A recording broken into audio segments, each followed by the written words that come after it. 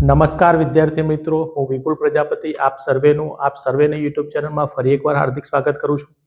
વિદ્યાર્થી મિત્રો, આજે આપણે વિજ્ઞાનના એમસીક્યુ જોઈશું અને વિજ્ઞાન સ્પર્ધાત્મક પરીક્ષાની તૈયારી કરતા વિદ્યાર્થીઓ માટે 40 ગુણ, પીએસઆઈ કોન્સ્ટેબલની તૈયારી કરતા વિદ્યાર્થીઓ માટે 40 ગુણનું છે, જેનું સારું એવું વેટેજ છે. તો તમે આ સિરીઝ સાથે જોડાઓ, આ ચેનલને સબસ્ક્રાઇબ કરો, લાઇક કરો અને શેર કરો, જેથી બધા વિદ્યાર્થીઓ સુધી આ પહોંચી શકે. વિદ્યાર્થી મિત્રો, આપણે અહીંયા વિજ્ઞાનના પ્રશ્નો જોઈએ છે, એમસીક્યુ જોઈએ છે. એમાં પહેલો પ્રશ્ન છે કે પ્રાચીન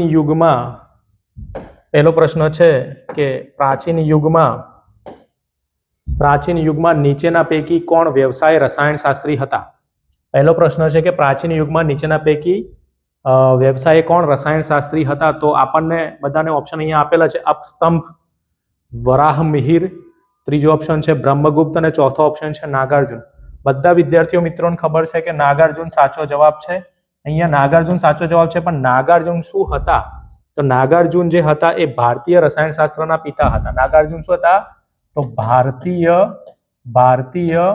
રસાયણશાસ્ત્રના શું હતા? પિતા હતા. રસાયણશાસ્ત્રના પિતા હતા. નાગાર્જુન શું હતા? ભારતીય રસાયણશાસ્ત્રના પિતા હતા. એમને બીજું શું કર્યું હતું? તેમને 2 ગ્રંથો લખ્યા હતા. એમના ગ્રંથો શું હતા? એમના ગ્રંથોમાં નાગાર્જુને લખેલા ગ્રંથો રસ રત્નાકર અને આરોગ્ય મંજરી. રસ રત્નાકર અને આરોગ્ય મંજરી. નાગાર્જુને શું કર્યું? નાગાર્જુને ભારતીય રસાયણશાસ્ત્રના પિતા હતા. તેમને 2 ગ્રંથો લખ્યા હતા, રસ રત્નાકર અને આરોગ્ય મંજરી. અને નાગાર્જુને સૌપ્રથમ પારાની ભસ્મનો ઔષધ તરીકે ઉપયોગ કર્યો હતો. શું કર્યું હતું? સૌપ્રથમ પારાની ભસ્મનો ઔષધ તરીકે શું કર્યો હતો? પ્રયોગ કર્યો હતો. ઔષધ તરીકે પ્રયોગ અથવા ઉપયોગ કર્યો હતો. તો આપણે અહીંયા સાચા ઓપ્શનને જોઈએ છે અને સાચા ઓપ્શન સાથે એ તથ્ય કોની સાથે સંકળાયેલું છે એના વિશે પણ ચર્ચા કરીએ છીએ. વિદ્યાર્થી મિત્રો, અહીંયા પ્રશ્ન હતું પ્રાચીન યુગમાં નીચેના પૈકી કોણ વ્યવસાય રસાયણશાસ્ત્રી હતા? તો નાગાર્જુન હતું. નાગાર્જુનને શું કહેવામાં આવે છે? તો ભારતીય રસાયણશાસ્ત્રના પિતા કહેવામાં આવે છે. નાગાર્જુન શું છે? ભારતીય રસાયણશાસ્ત્રના પિતા છે. એમને 2 ગ્રંથો લખ્યા હતા, રસ રત્નાકર અને આરોગ્ય મંજરી. અને સૌપ્રથમ પારાની ભસ્મનો ઔષધ તરીકે પણ એમને પ્રયોગ કર્યો હતો. બરાબર વિદ્યાર્થી મિત્રો, પહેલા પ્રશ્નમાં તમને સમજણ પડી ગઈ હશે. નેક્સ્ટ હવે બીજા પ્રશ્ન તરફ આપણે જઈએ. વિદ્યાર્થી મિત્રો, કે તમે આ જ પ્રકારના પ્રશ્નો અથવા મેથ્સ અને રીઝનિંગના કોર્સ સાથે સંકળાવવા માંગો છો, તો અહીંયા ગૂગલમાં જઈ તમારે deepclass.in લખવાનું, જેથી એક આ પ્રકારની વેબસાઇટ ખુલશે. તો પછી એના પછી નેક્સ્ટમાં તમારે આ પ્રકારનું રજીસ્ટ્રેશન કરવાનું રહેશે. વિદ્યાર્થી મિત્રો, રજીસ્ટ્રેશન બિલકુલ ફ્રી છે. તમને રજીસ્ટ્રેશન કરશો તો મેથ્સ અને રીઝનિંગનો કોર્સ દેખાશે, જેની સાથે સાયન્સનો કોર્સ તદ્દન ફ્રી છે. અને અત્યારે જાન્યુઆરીમાં ઉત્તરાયણ ઓફર ચાલી રહી છે. તો આ બંને કોર્સની સાથે મેથ્સ અને રીઝનિંગ સાથે તમને સાયન્સનો કોર્સ ફ્રી છે. અને એ પણ માત્ર 3 કોર્સ ₹999 સુધીમાં તમને મળી રહ્યા છે. વિદ્યાર્થી મિત્રો, તમને 3 કોર્સ 999 મળી રહ્યા છે. તમે અહીંયા વોટ્સઅપથી પણ કોન્ટેક્ટ કરી શકો છો, અથવા Telegram channel www.deepclass.in t.me deepclass_in પરથી પણ તમે સર્ચ કરીને આવી શકો છો. વિદ્યાર્થી મિત્રો, આના પછી નેક્સ્ટ કે આપણે પ્રશ્ન નંબર 2 ઉપર જઈએ. તો પ્રશ્ન નંબર 2 માં શું છે કે ભાસ્કરાચાર્યએ કયો પ્રખ્યાત ગ્રંથ લખ્યો હતો? તો ભાસ્કરાચાર્યએ 2 ગ્રંથો લખ્યા હતા. વિદ્યાર્થી મિત્રો, અહીં ભાસ્કરાચાર્યએ 2 ગ્રંથો લખ્યા હતા. પહેલો ગ્રંથ છે લીલાવતી ગણિત અને બીજો ગ્રંથ છે બીજગણિત. ભાસ્કરાચાર્યએ 2 ગ્રંથો લખ્યા હતા. પહેલો હતો લીલાવતી ગણિત અને બીજો છે બીજગણિત. એમાંથી તમને અહીંયા એક મળી જાય છે લીલાવતી ગણિત, જે તમારો સાચો ઓપ્શન થશે. વિદ્યાર્થી મિત્રો, ભાસ્કરાચાર્ય વિશે પણ આપણે ચર્ચા કરીએ છીએ કે ભાસ્કરાચાર્યએ 2 ગ્રંથો લખ્યા હતા, લીલાવતી ગણિત અને બીજગણિત. એમાંનો એક અહીંયા તમને ઓપ્શન આપેલો છે કે પ્રખ્યાત ગ્રંથ કયો હતો? તો લીલાવતી ગણિત તમારા ઓપ્શનમાં તમને મળી જાય છે, જે સાચો જવાબ છે. આના પછી એમનું એક તથ્ય પણ હતું કે સરવાળા બાદબાકી નું પણ સર્જન કર્યું હતું. શું કર્યું હતું? સરવાળા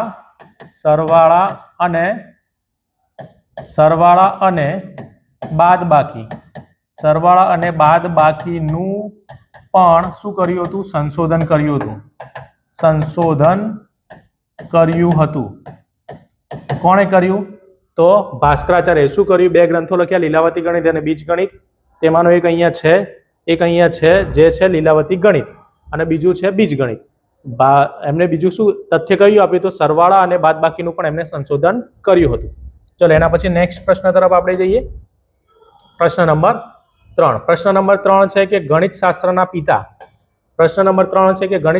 પિતા તરીકે કોને ઓળખવામાં આવે છે? ઓપ્શન છે આર્યભટ્ટ, ભાસ્કરાચાર્ય, બ્રહ્મગુપ્ત અને ચરક.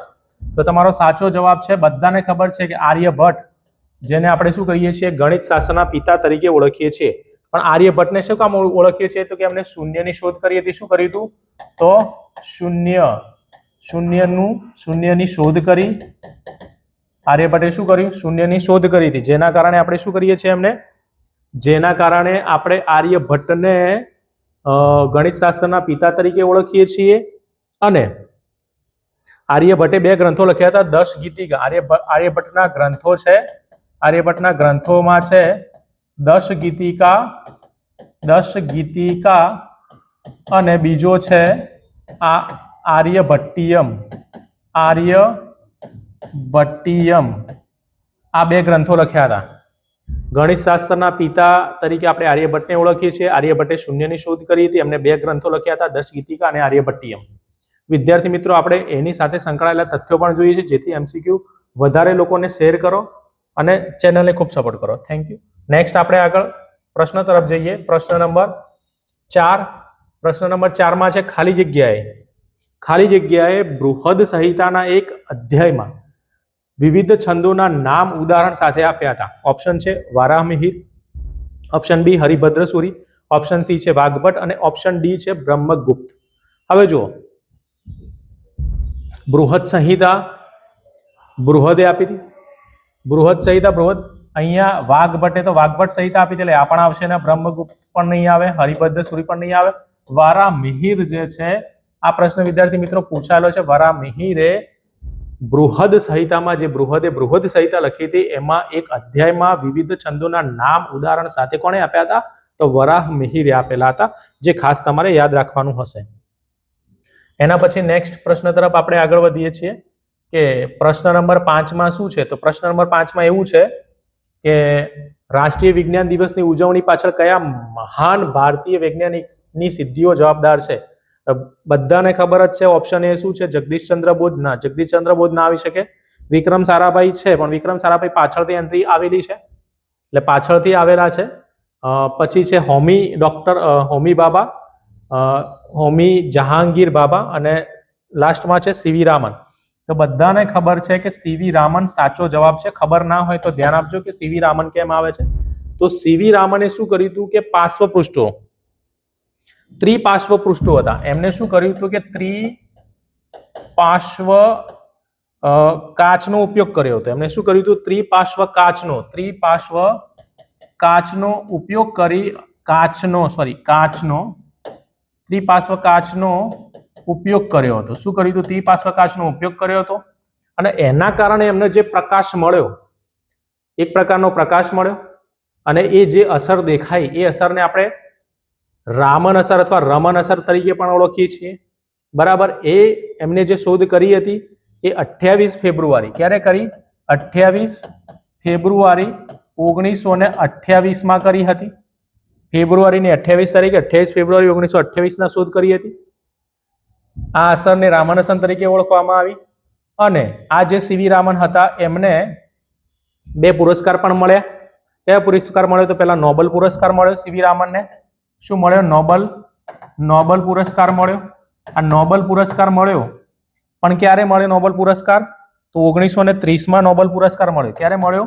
1930 માં સીવી રામનને નોબલ પુરસ્કારથી સન્માનિત કરવામાં આવ્યા. અને એ માત્ર એક એવા ભારતીય વૈજ્ઞાનિક છે કે જેમને ભારત રત્નથી સૌપ્રથમ ભારત રત્નથી સન્માનિત કરવામાં આવ્યા. આ એક એવા વૈજ્ઞાનિક છે જેમને સૌપ્રથમ ભારત રત્નથી સન્માનિત કરવામાં આવ્યા. બરાબર, સન્માનિત કરવામાં આવ્યા. સૌપ્રથમ ભારત રત્નથી સન્માનિત કરવામાં આવ્યા. કોણે? સીવી રામને. જો સીવી રામને શું કર્યું? ત્રિપાર્શ્વકાચનો ઉપયોગ કર્યો, એના કારણે એમને એક પ્રકાશ દેખાયો, અને આ જે પ્રકાશ દેખાયો એને આપણે રમન ઇફેક્ટ તરીકે ઓળખીએ છીએ, અને એ 28 ફેબ્રુઆરી 1928 ના રોજ આ બન્યું, જેના કારણે એમને 1930 નોબેલ પુરસ્કાર મળ્યો.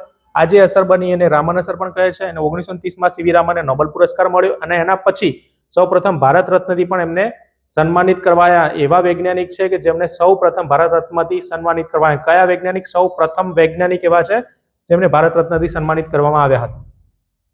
ચલો એના પછી નેક્સ્ટ આપણે આગળ વધીએ કે પ્રશ્ન નંબર 6. પ્રશ્ન નંબર 6 માં પ્રતિ વર્ષે ભટનાગર એવોર્ડ કઈ સંસ્થા દ્વારા આપવામાં આવે છે?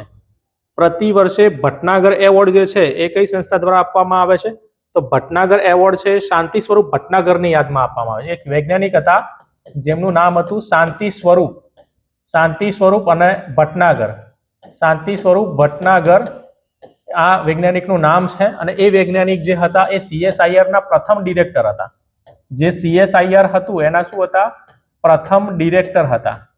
પ્રથમ ડિરેક્ટર હતા. CSIR ના પ્રથમ ડિરેક્ટર હતા.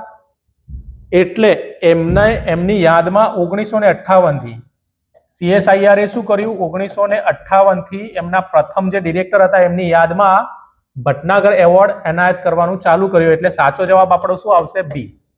તમને બધા તથ્યો ખબર હશે તો જ તમે સાચો જવાબ આપી શકશો, નહીં તો તમારી જોડે નેશનલ કેમિકલ લેબોરેટરી પણ ઓપ્શન હતો, ઇન્ડિયન ઇન્સ્ટિટ્યૂટ ઓફ સાયન્સ પણ હતો, TIFR પણ હતો, પણ સાચો જવાબ CSIR છે. અને CSIR નું ફૂલ ફોર્મ થાય છે council of scientific and industrial research. બરાબર છે. CSIR નું ફૂલ ફોર્મ પણ હું બોલ્યું છે, તમે શાંતિથી સર્ચ કરી અને લખી પણ શકો છો. ચલો એના પછી છે નેક્સ્ટ પ્રશ્ન કે પ્રશ્ન નંબર 7 માં ગુજરાતના પ્રથમ ભૌતિક વિજ્ઞાની કોણ હતા? તો ગુજરાતના, આ તો બધા ગુજરાતમાં સીવી રામનને ના આવે. સીવી રામ ડોક્ટર વિક્રમ સારાભાઈ, બધાને ખબર છે કે ડોક્ટર વિક્રમ સારાભાઈ જે ગુજરાતના હતા અને ભૌતિક વિજ્ઞાની પણ હતા. અને ડોક્ટર વિક્રમ સારાભાઈ 12 ઓગસ્ટના દિવસે જન્મ્યા હતા. ક્યારે જન્મ્યા હતા? 12 ઓગસ્ટના દિવસે જન્મ્યા હતા. અને 12 ઓગસ્ટને ભારત સરકારે રાષ્ટ્રીય રિમોટ સેન્સિંગ ડે તરીકે ઉજવવાનું નક્કી કર્યું છે. રાષ્ટ્રીય રિમોટ સેન્સિંગ ડે શું છે? રાષ્ટ્રીય રિમોટ સેન્સિંગ ડે તરીકે ઉજવવામાં આવે છે. રાષ્ટ્રીય રિમોટ સેન્સિંગ ડે તરીકે કયા દિવસને? 12 ઓગસ્ટ તરીકે. 12 ઓગસ્ટના દિવસે કોણ જન્મ્યું હતું? ડોક્ટર વિક્રમ સારાભાઈ જન્મ્યા હતા, જે ગુજરાતના પ્રથમ ભૌતિક વૈજ્ઞાનિક પણ હતા. ચલો એના પછી નેક્સ્ટ આપણે આગળ વધીએ. પ્રશ્ન નંબર 8 માં શું છે? પ્રશ્ન નંબર 8 માં છે નીચેનામાંથી કયા યંત્રની શોધ ભારતીય વૈજ્ઞાનિક જગદીશચંદ્ર બોઝે કરી હતી? તો બધાને ખબર છે, અહીંયા કેસ્કોગ્રાફ છે, અભય દીવો છે, થર્મોમીટર છે અને ટ્રાન્સફોર્મર છે. સાચો જવાબ છે અહીંયા કેસ્કોગ્રાફ. કેસ્કોગ્રાફના શોધક કોણ હતા? જગદીશચંદ્ર બોઝ હતા. જગદીશચંદ્ર બોઝે શું કર્યું હતું? કેસ્કોગ્રાફની શોધ કરી હતી. અને જગદીશચંદ્ર બોઝ એવું પણ કીધું હતું, એક વનસ્પતિ એટલે કે જીવ વૈજ્ઞાનિક હતા, અને એમને એવું કીધું કે વનસ્પતિમાં જીવ છે એવું કહેનાર પ્રથમ વૈજ્ઞાનિક જગદીશચંદ્ર બોઝ હતા. અને એમને કેસ્કોગ્રાફની પણ શોધ કરીને એમને રેડિયો વિજ્ઞાનના પિતા કહેવામાં આવે છે. શાના? રેડિયો વિજ્ઞાનના પિતા પણ કહેવામાં આવે છે. રેડિયો વિજ્ઞાનના પિતા તરીકે કોને ઓળખવામાં આવે છે? રેડિયો વિજ્ઞાનના પિતા તરીકે જગદીશચંદ્ર બોઝને ઓળખવામાં આવે છે. આ પણ વિધાન તમે જોડે યાદ રાખજો, જેથી એક MCQ ની અંદર ઘણા બધા MCQ અટેચ થઈ રહ્યા છે, જેનું ખાસ તમારે ધ્યાન રાખવાનું રહેશે. વિદ્યાર્થી મિત્રો, અહીંયા જગદીશચંદ્ર બોઝે રેડિયો વિજ્ઞાનના પિતા તરીકે પણ ઓળખવામાં આવે છે. એમને સૌપ્રથમ વનસ્પતિમાં જીવ છે એવો શબ્દ પણ એમને જ આપ્યો હતો, અને એમને કેસ્કોગ્રાફની પણ શોધ કરી હતી. ચલો નેક્સ્ટ આપણે આગળ વધીએ કે પ્રશ્ન નંબર 9. પ્રશ્ન નંબર 9 માં એવું છે કે ટેકનોલોજી શબ્દ મૂળ કઈ ભાષાના શબ્દ પરથી ઉતરી આવ્યો છે? ટેકનોલોજી શબ્દ મૂળ કઈ ભાષાના? તો ગ્રીક ભાષા, લેટિન, સંસ્કૃત અને અંગ્રેજી. તો કઈ ભાષા હશે? તો ગ્રીક ભાષાના શબ્દ પરથી. ટેકનોલોજી શબ્દ છે એ ગ્રીક ભાષાના શબ્દ પરથી ઉતરી આવેલો છે, જેનું ખાસ ધ્યાન રાખો. ટેકનોલોજી આ શબ્દ પરથી ઉતરી આવેલો છે. હું અહીંયા શબ્દ પણ બોલું છું તમને.